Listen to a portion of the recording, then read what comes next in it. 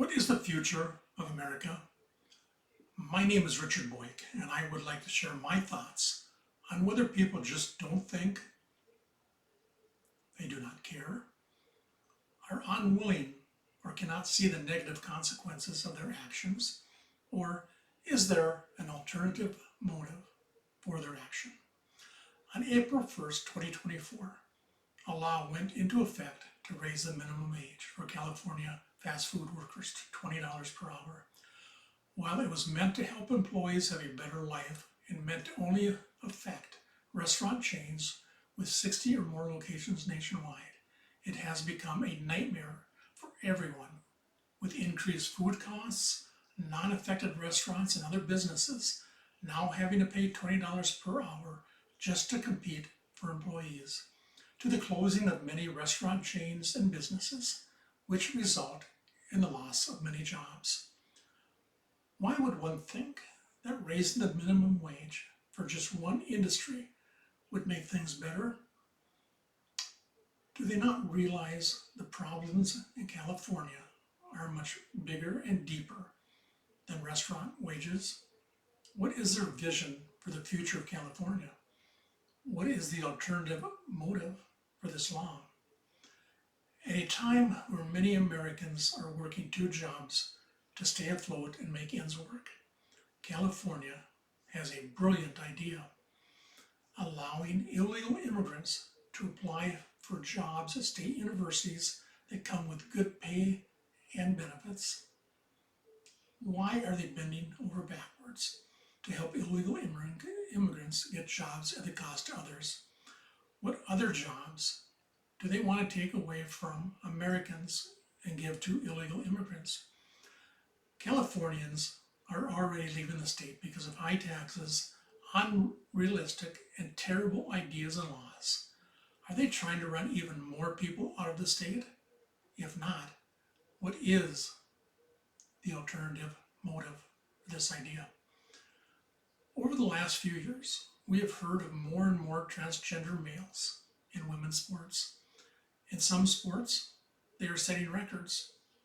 In some cases, female athletes are getting physically hurt by them. We are seeing some Americans and political figures supporting them. We see the Biden administration change Title IX so that it now allows them, by law, to play and compete in women's sports. Does anyone understand the rationale behind this? What is the motive in having boys compete against girls? Is it to prove boys are better than girls? Maybe. All those that compete against girls cannot win, cannot compete, or be successful against boys.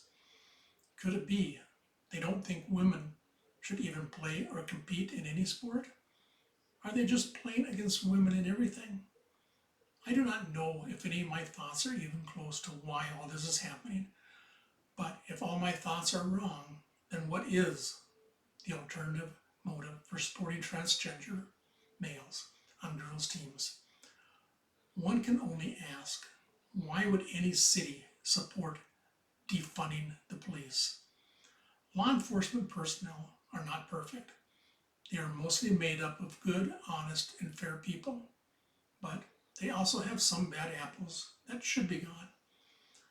When you defund the police, the cuts will affect the number of officers on duty, causing more overtime, more to be spent on pay, more burnout, more retirement, more leaving the force for other police departments, and less monies that can be spent on needed technologies or equipment.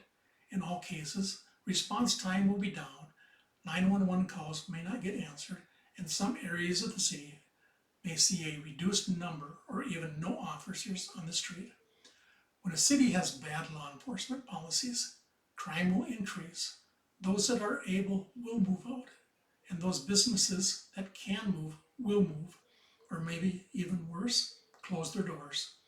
This will only result in a population decrease, less revenue, lower property values, thus lowering the revenue even more. Is this what cities want? What is the alternative motive for defunding the police?